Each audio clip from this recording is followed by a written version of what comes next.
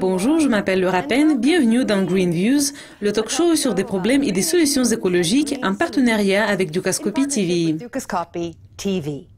De plus en plus souvent, de nombreuses entreprises reconnaissent qu'il y a une crise imminente de la rareté et de la pureté de l'eau. Elles le perçoivent comme une influence directe sur leurs résultats. Et par conséquent, beaucoup d'entreprises sont de plus en plus actives dans les projets liés à l'eau. Aujourd'hui, pour parler de relations entre les affaires, l'eau et les zones humides, nous avons invité Dr. Christopher Briggs. Il est le secrétaire général de la Convention de Ramsar sur les zones humides. Dr. Christopher Briggs, bienvenue dans Green Views. Merci Laura, c'est un plaisir d'être ici. Qu'est-ce que représentent les zones humides et pourquoi sont-elles importantes? Les zones humides, ce sont les régions humides que nous aimons bien. Vous pouvez même ne pas penser que vous les aimez, mais les lacs, les rivières, les étangs, les ruisseaux, les côtes, toutes les plages du monde, ce sont des zones humides. Les mangroves, les récifs coralliens où nous allons pour faire de la plongée ou du snorkeling, tout cela, ce sont les zones humides. En plus, ce qui est au-dessous de nous, l'aquifère et des eaux souterraines qui contiennent la plupart de nos eaux. Ce sont les zones humides et elles sont très importantes car elles nous fournissent toute l'eau douce que nous utilisons. Et aussi, elles purifient l'eau sale dans les lacs comme celui-ci. Elles font la fixation du carbone. Elles fournissent des moyens de subsistance et de la nourriture à des millions de personnes.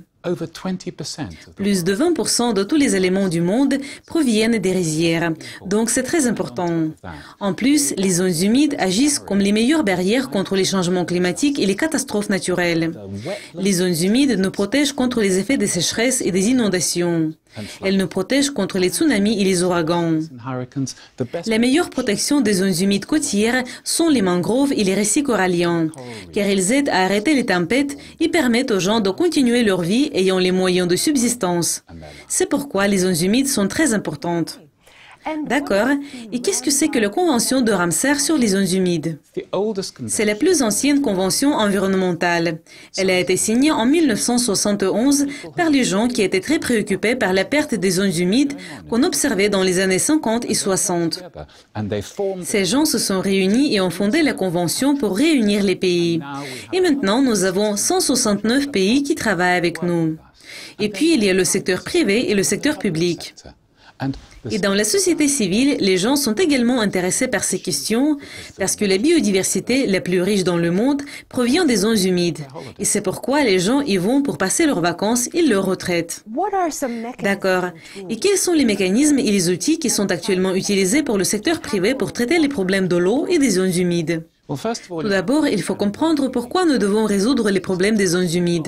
C'est parce que nous avons perdu au cours de 100 dernières années 64% des zones humides. C'est la plus grande perte. Aucun autre écosystème n'a perdu autant. Donc nous devons réfléchir pour comprendre comment gérer au mieux les situations et comment les restaurer. Et nous le faisons avec les sociétés. Nous travaillons avec Danone depuis 15 ans et nous avons travaillé ensemble pour créer un outil de gestion de l'eau qui peut être utilisé par toute entreprise pour gérer leur système et leur utilisation de l'eau dans l'industrie. Et c'est un des moyens pour améliorer les situations à l'avenir. Et comme c'est un très grand problème, nous devons travailler plus pour attirer les entreprises dans ce travail. Puisque selon le Forum économique mondial, l'eau est le risque numéro 1 pour toutes les entreprises. Donc, elles vont déménager et elles vont investir. Et au cours de 5 dernières années, elles ont déjà investi plus de 100 milliards de dollars dans les tentatives de sécuriser la quantité et la qualité de l'eau dont ils ont besoin pour leur entreprise et leurs consommateurs. Donc, c'est très important. D'accord. Vous voudriez ajouter? Je tiens à souligner que pour nous, les zones humides sont des sources de développement durable. Pour assurer aux entreprises une longue durée de vie, la survie, nous avons besoin d'avoir les zones humides en bon état.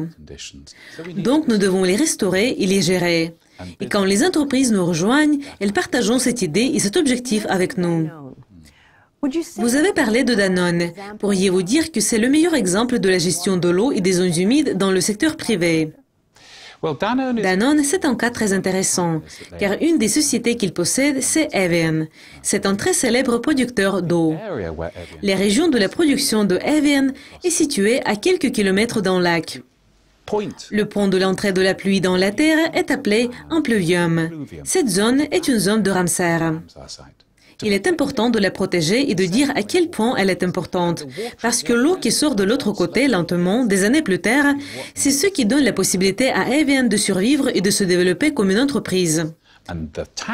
Et une partie des impôts qu'il paie est utilisée pour gérer l'impluvium, afin d'assurer que la zone de Ramsar, qui produit de l'eau Evian, va y rester pour toujours en bon état. Et c'est un bon signe. Est-ce qu'il y a d'autres exemples? Je pense que nous devrions parler des sociétés comme Suez Environment, qui investissent et travaillent avec les pays pour assurer l'approvisionnement en eau en utilisant les pipelines, mais aussi les zones humides naturelles. Il faut restaurer et créer des zones humides pour traiter l'eau. Et ce sont des questions dont les gens sont de plus en plus conscients et dont l'importance ils comprennent mieux. Et quelles sont les perspectives pour les investissements du secteur privé en gestion de l'eau et des zones humides à l'avenir? Je crois que le point principal est de comprendre la situation actuelle. Nous nous approchons d'une grande négociation sur le changement climatique à Paris. Nous travaillons avec les entreprises pour produire un document prouvant l'importance des zones humides et montrant pourquoi et comment nous pouvons investir dans leur restauration et ce que cela va donner en matière des questions du carbone et en ce qui concerne d'autres questions importantes pour nous. Les loisirs, les moyens de subsistance, la nourriture et la purification de l'eau. Ce sont des questions très importantes que nous voulons aborder pour aboutir aux partenariats mondiaux pour la restauration des zones humides. Et cela va aider parce que nous avons déjà perdu la plupart des zones humides. En plus, nous observons une coalition très intéressante dans le secteur privé qui veut rétablir ou maintenir le permis social d'exploitation. Danone, Hermès, Michelin, Crédit Agricole, Poste, toutes ces entreprises se sont réunies et investissent dans le Fonds des moyens de subsistance. Le fonds vise à améliorer les moyens de subsistance pour les gens en faisant un bon travail pratique sur le terrain, dans les stations forestières, dans les restaurations, dans les cuisines, parce qu'ils voient que cela crée des emplois, aide les gens à survivre et leur rend de l'argent sous forme de crédit de carbone. Et donc, ils sont dans une bonne position pour élargir leur public et pour travailler sur ces questions importantes pour assurer qu'au niveau des bassins, la qualité et la quantité de l'eau est sécurisée pour l'avenir. Et c'est ce dont ils se préoccupent.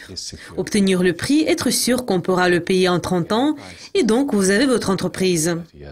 Voilà ce que nous voulons voir, parce que les zones humides sont des sources de développement durable. Dr. Christopher Briggs, merci beaucoup de vos commentaires précieux. Merci Laura, c'est un plaisir d'être ici. Merci d'être avec nous. C'était Laura Penn et Green Views, le talk show sur des problèmes et des solutions écologiques en partenariat avec Dukascopy TV. À la prochaine.